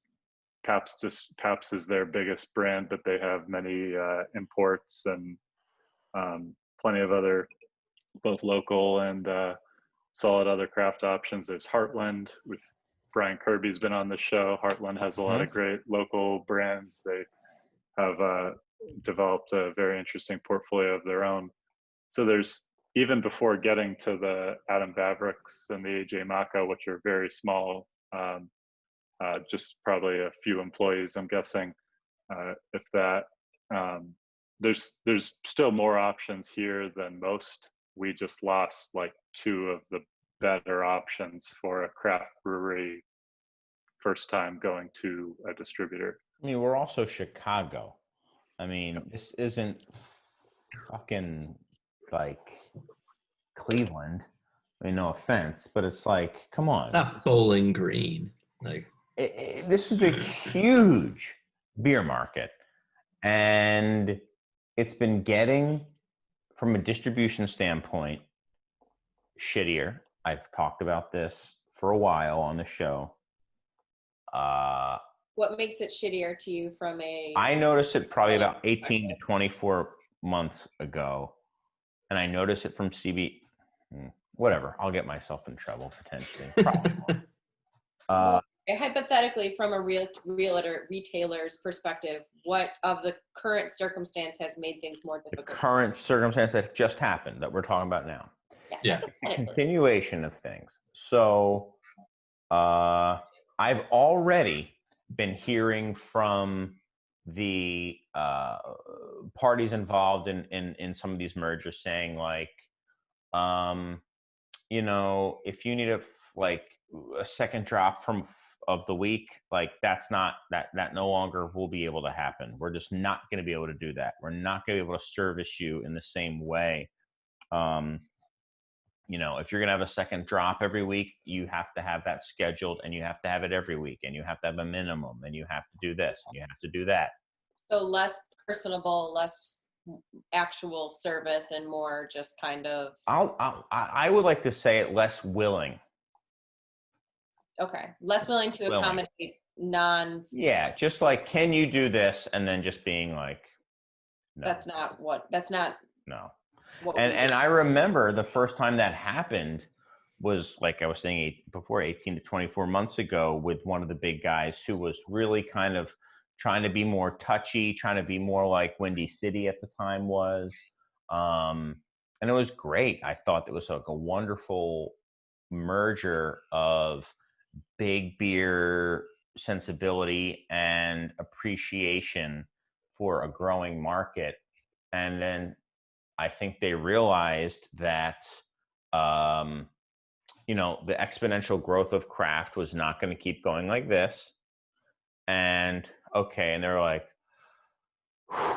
okay, we don't have to worry about that anymore. So fuck all that shit. We're not dealing with that anymore. And let's just pump this stuff. And it was like a light switch. I mean, it was like one week it was like this, the next week it was like that. And it's just been continuing now to get like that. And it is bad for... How will it affect craft beer enthusiasts? I think it's bad for the type of craft beer enthusiasts that I cater to. How will it affect them on like a actual in-store purchasing? My places like the Beer Temple's ability to bring in cool stuff is greatly diminished. So what percentage of the beer in your store comes from these retailers? Like 90% of it?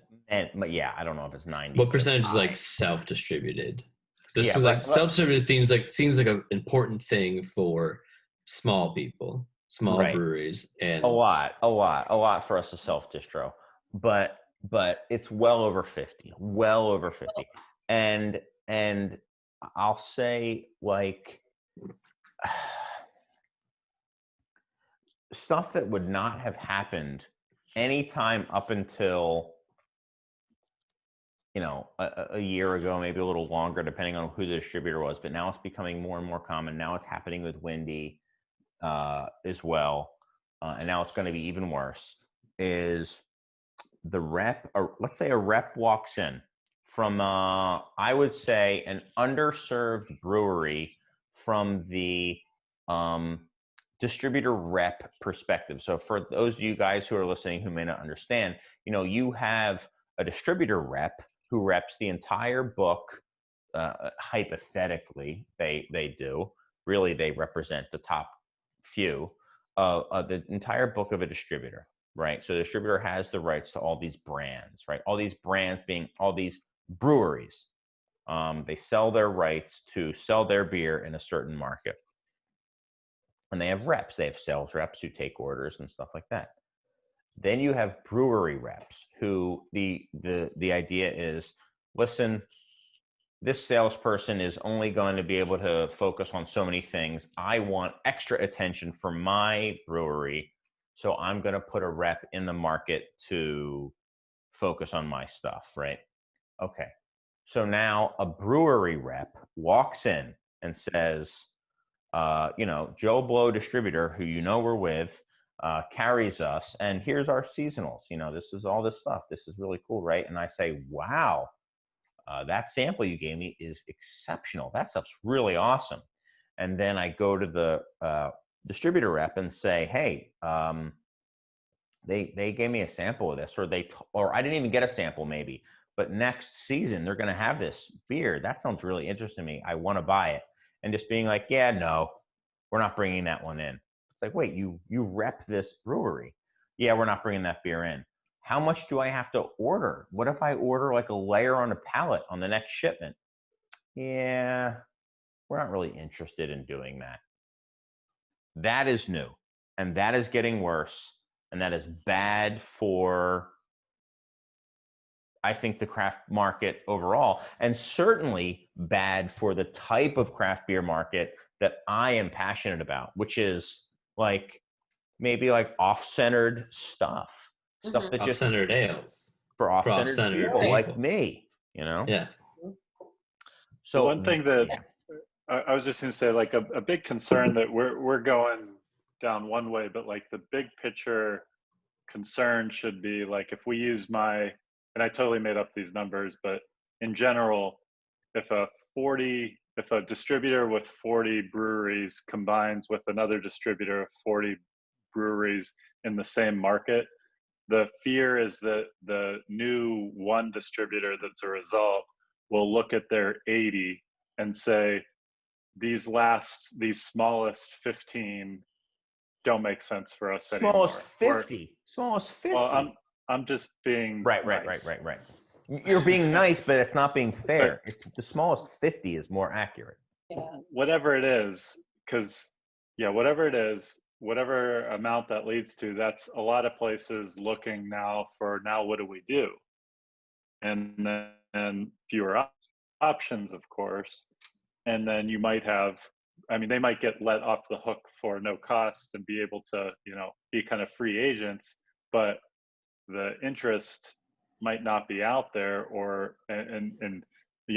person. What is the likelihood they're let off the hook at no cost to be free agents? Is that very likely in a case like this, because they don't have much value. If they're that small, if they're that far down the list. Well, during the merger, I think you have 60 days. You have 60 days, I think, to announce, and then you can go for free, right? Right? I think so. Yeah. But it's tricky, but yeah. What's up, Mike? No, if you're bottom 15, maybe, but if you're bottom 50, if you're the number 50 out of 80, is that the same? They'll just let you walk, or is it? Yeah, I feel like I'm not asking you to know, Doug, but like in your estimation, what would that be like? If you're 50, are they gonna let you walk? I think you have the ability to walk,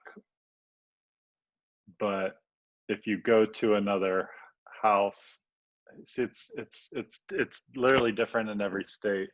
In Illinois, I think they can. I think they'd have to pay compensation if they went to another house, unless they were This let off the hook. with I like don't, I this, don't. with all of the regulation around like the 3-tier laws and just all of that, there's not really enough regulation around just the distribution And it sucks. industry and what that can do for a brewery when you wind up like shackled to a portfolio more or less, and especially like, retailers like you, Chris, you're unable to have the benefit of all of the options that a distributor could bring because there's other like big box stores, like your Trader Joe's, maybe less so like a Trader Joe's, but other stores that, maybe like a Whole Foods now that are like, hey, we just want this to be streamlined. We don't want any variation. We want things to come in at this exact predictable pace. And so like the amount of, like almost like boutique service or servicing that distributors are doing is probably minimizing. Right. I mean, layer on a pallet does not seem like boutique service for a craft beer distributor. I'll also say, I mean, I said 50 and Doug said 15. I'm going to go back and say, I think it's really more like the bottom 60 out of 80, or maybe the bottom 65 out of 80. Maybe the bottom 70. Maybe the bottom 80. I mean, for real, man. Maybe the bottom 90. Out of 80. I'm kind of joking, but that's you have a couple. absurd. You have like 5 maybe top tier ones that that they go after, right. And then the rest are like. Then you have the ones that are like they sell really well, so they always mention them. And then you have like the also rans, and that's just a slow death. And the thing is, those brands are trapped. They cannot go anywhere. And it's not that the beer is worse. It's not that the demand is less. It's that the distributor may, or for whatever reason, I'm not going to say the distributor, it has been decided that that brand in that market is not going to be a focus. So that used to not really be a problem with a lot of the craft houses, and it's becoming a severe problem in Chicago. I am now going to smaller markets and seeing them crushing us, for example, on imports. Imports are getting slaughtered here in Illinois right now. It's a shame. Our import game is a shadow of what it used to be when the Beer Temple opened. And I'll say for people like Perennial, I just found out today, Perennial moved to Heartland. And I'll say right now, as soon as I found out about this deal, I reached out to Perennial and said, you have been buried in this book. If you're interested, and I just found out today, not from someone at Perennial, someone from at the Beer Temple told me that they're now going to be with Heartland, and I hope that's true. I haven't verified that with Heartland or Perennial, but this is the hot take hour, and I hope that's true because that's a wonderful brewery that I want to support and was not able to support, and I cannot tell you how aggravating that is. It's like, this is a brewery with beer that is good from people that I care about, that customers want to drink, and I want to buy, and I cannot. Mm-hmm. And it's like, what the hell is wrong here? In that type of situation, is it that you, even if you seek it out to a distributor rep or something, like where are you being shut down in the operation in your distributor? It was the distributor. It was the distributor 100%. But in what way are you saying? Yeah, like for someone who doesn't know the ins and outs of buying beer, like at what point do you ask for the beer and at what point are they like, no? It's like, are you looking at it and you're like, oh, this isn't a book, I want that, and they're like, sorry, we don't have it? Or like, how are you being shut out? I mean, obviously it's being carried in some way. So are they telling you that they're not bringing it to the Chicago market? Yes. Okay. Yes. We are not bringing in that SKU. Okay. That's what it is. We are to me, a lot of breweries were able to succeed in Chicago in 2013, 2014, 2015 and be really popular because our local scene here was underdeveloped. So they were a much more major part of their distributor's book. And the getting was good around that time period.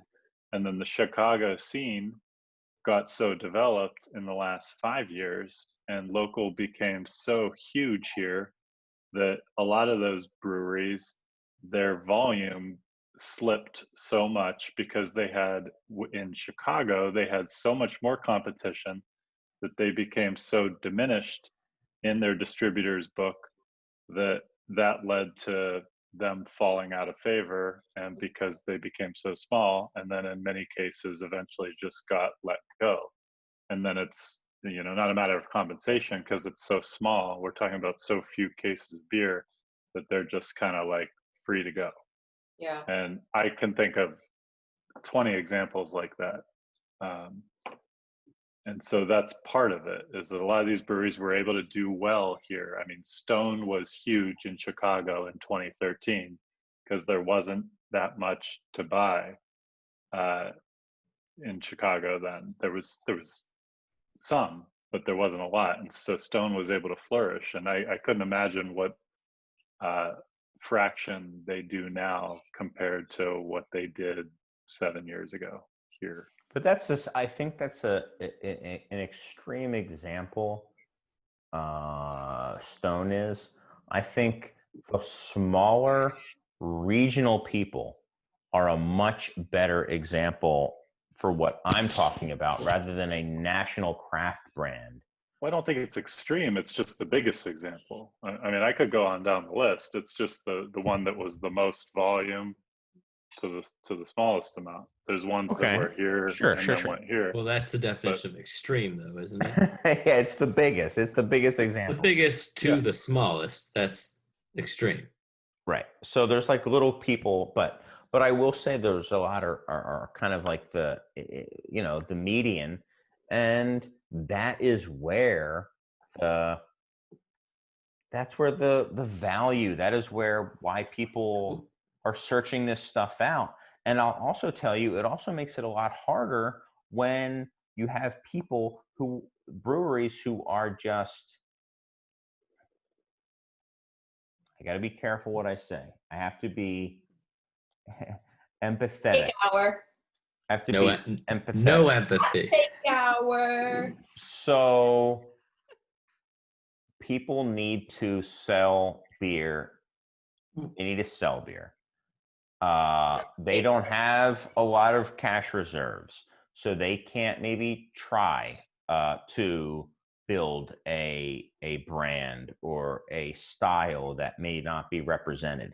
But I will tell you, except for like Midwest Coast Brewing, who, kudos to them for winning a GABF medal for their bitter.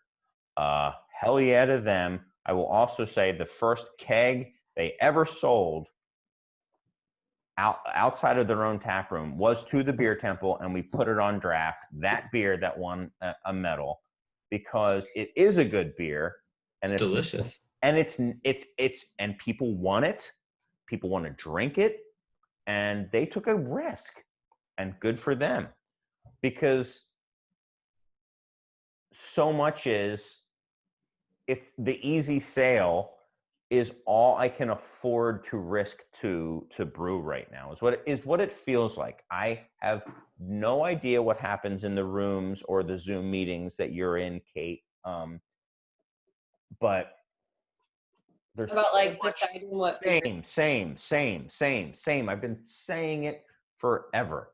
Well, and I'm starting to, and I said years ago, my prediction was that there's going to be a pushback, and I'm probably terribly wrong, but people are coming to me. I am on like these calls, these remote classes, and people who don't really know anything about beer are asking, why is there so much hoppy beer these days? And I can't say, well, because it's the best. It's like, well, I don't know. Why is there so much light lager?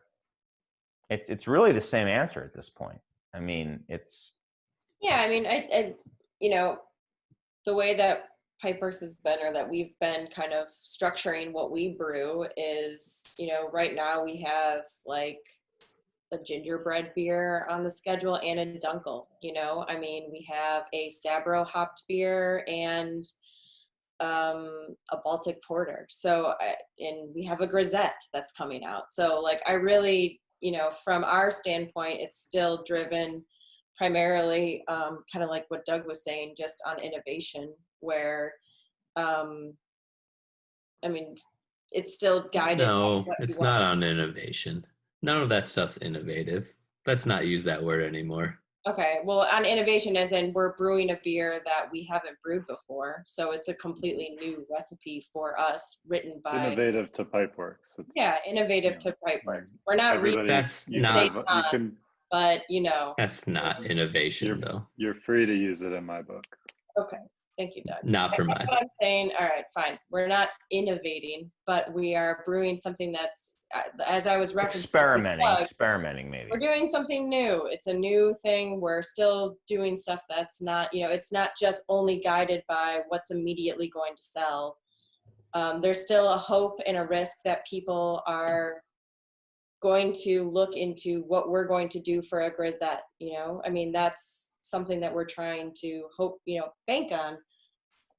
But and then you look at like I'm drinking a Bell's Best Brown right now, and those companies, people who are still making like brown ales, I don't think it needs to be, I guess what I'm saying is, I don't think it needs to be 100% hops. I think there is an exhaustion to that point. I think there's an exhaustion for lactose and all of those types of things. It really just comes down to maybe people aren't seeking that out within the same brewery. Instead, they're seeking that out just kind of across all the portfolio that they're exposed to. I think they should innovate by thinking what clothing line they should collaborate with. I think that's really where they should zag. Rather than looking at styles that are underrepresented, they should look at a clothing brand to collab with. But anyway, that has to be. That's a good segue. Show. I think tie-dye. Like It sounds like we have Ed's tie-dye company to collaborate with, so I don't know why we're pretending. What's the segue, Doug? Segue to the end of the show or to right. The 5.5-hour show. Well, this was supposed to be the quick and easy discussion, this distributor thing per Doug. But what's the segue? Well, I didn't know you were going to air your grievances. So I think you've been on the show before, right, Doug? Come on, man. Come on. Really? Shame on you. Shame on that's you. a podcast topic that what is innovation according to Mike, I think is what we need to discuss. I like that. It's easy. It's not things that other breweries have already done and perfected that you're just trying out to sell it to people. So that's what innovation is. Okay, we'll talk about that. Yeah. We'll talk about that. I want to know what the segue was. What's a good segue? It's a good segue. It was you getting mad about teaming up with other brands. We can't do that now. That's gonna go forever. Started. I do have to go I am very tired. It's 11:30. It's 11:30. Man, I don't think we can. I think it has to be either or. But that'll be a good cliffhanger. I don't know how many episodes it'll be, but I will say that there was a heated discussion in private amongst some of the people on this show about that topic exactly. And I think honestly, collaborations and stuff like that. You were not on the discussion, Mike. You were probably working. I missed 183. You were innovating. You were innovating on your rustic farmhouse sale. Innovating on the oldest style of beer. Exactly. Mine has spelt. Listen, I'm not saying I'm innovating. Oh, stop! I'm just kidding. saying innovative. The use of innovation is bullshit. Anyway, it's time to end this show. What is rustic? What is? I've never used that word in any real real way. That's not mad at me. That's not terroir. That's not terroir. You know what, Mike? Right, so you're all admitting that agree. terroir, rustic, and innovation are just useless terms? Cool, let's move forward from there. Oh. Yeah, I tend to agree with you, Mike. So I'm right. Don't get mad at me. Don't get mad at me because I'm right about everything. Let's see. What is the last thing we want to do? Okay. I think we should probably just end it. Wait, but we have to end it on something nice. We can't all be angry. This is Angry. How about closing words? Fits the How group about chat. closing words in the form of an insult of another person on this show? Okay. Closing words, Doug. Go. What did I say on the show? Okay, so this winter, find some things you love to do or things you've been meaning to do, things you've been meaning to get better at. Do it. Double down on it, triple down on it, get into it, go crazy, and then do what I was saying about Chris earlier, about diversifying. Whatever you do, like get a couple extra pots going. Kind of goes with my earlier point. Get good at something else. Have fun. Use this time to do something you've been meaning to do. Don't make excuses. Just do it. Just do it. You see, really what he's doing is priming you for the new Nike collab that he's working on. Got it. It was a Seinfeld episode where the guy redoing his kitchen couldn't make a decision, and Jerry goes, "Just do it." Okay. Anyone else want to go next for their closing words? I have to think about mine now. I wasn't Now's ready. a good time to be supporting the local brands that you love and the brands that you stand by. So if you're going out to purchase something, maybe take a couple minutes to just figure out if there's a way to purchase it from a company that's maybe, local and not a giant corporation. Not that those companies don't employ people too, but consider where your money goes and use your money to vote in support in the same way that you can use your vote to vote in support. You're here. That's mine. Absolutely, 100%. You should be doing that all the time. Same. Vote with your dollars. Build off of Kate. You've got a bunch of time. You don't need 2-day shipping right now. Find people close to you, and you have time to look up places that you can keep your dollar locally. So it might be a little bit more expensive. You might have free shipping. You might not be able to watch stream videos on their website, but find places close to you and try to support them. And if you can't support with money, small businesses, it's kind of been like a circulated idea, but supporting with like positive reviews and supporting with positive feedback on different companies, Instagrams, Facebooks, whatever. Just trying to find a way to just lend like even a nice note or like a message of support to companies that are doing whatever they're doing to keep their people employed.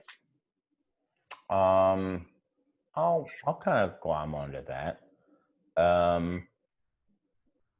If you spend a little bit of time, I bet you can think or else find a business that it is not charity to be supporting, but their products are actually better. They are more knowledgeable about their products, and they care about their products. And where their products come from are probably from a better source. So take some time and do some due diligence, and it will benefit you karmically, but also probably financially. It'll just be a better value for what you're actually getting, and certainly quality wise. So it isn't necessarily charity. I'm not a big fan of just pure charity, but there are people locally out there who are taking the time to find better stuff for you. So do it. And better stuff might be, I can walk into a store and they have the ability for me to actually like ask somebody a question about this thing. That's very valuable these days, I think. So I would say that is my closing statement, as well as I apologize to all of the beer temple customers, so to speak, who have expected us to push a certain amount of stuff to them, especially now when everyone's pushing. We are trying to do our best for everybody. I'm trying to do my best for employees. And I feel like we've slipped a little bit. We are just trying to keep pace. And everybody's trying to keep pace right now. So, you know, this is a crazy year, and we're going to get through it. And, you know, just be a little bit more mindful. Don't just go with 2-day shipping. Don't believe the commercial that says that these big guys support little businesses. Very misleading, you know, when they say, we've pumped so much money into small businesses. Yeah, those small businesses are also getting a 30% cut because of the big business that's, you know, using their marketplace. That's all I had to say. I also want to thank all my guests. All joking aside, this is a panel that we were all, I hope, all genuinely excited to have on, and it's fun to have the show back, and it's been great. Thank you guys. I mean, thank you to Kate, Doug, and Mike, and even Edmar, and yeah, it's been nice to have actual meaningful conversations about this sort of stuff. So thank you guys. Thank you, Chris. It's been really nice to just talk about beer. Yeah, I missed the show. I missed talking to you guys about all this stuff. Cool. All right, guys. Well, let's I'll call it a night, and I'll let you know what month is it. It's not all right. It's March of 2021, so this came out right on time. Yeah, exactly. Happy St. Patrick's Day, guys. Hey. Head out to the bars tomorrow. So long. Bye. Remember this as well. All right, I'll probably cut it there. Thank you, guys. Remember this is what we wanted. Remember this is what we said. To never be heard or seen from again. Remember this is what we wanted. Remember this is what we said. To never be heard or seen from again.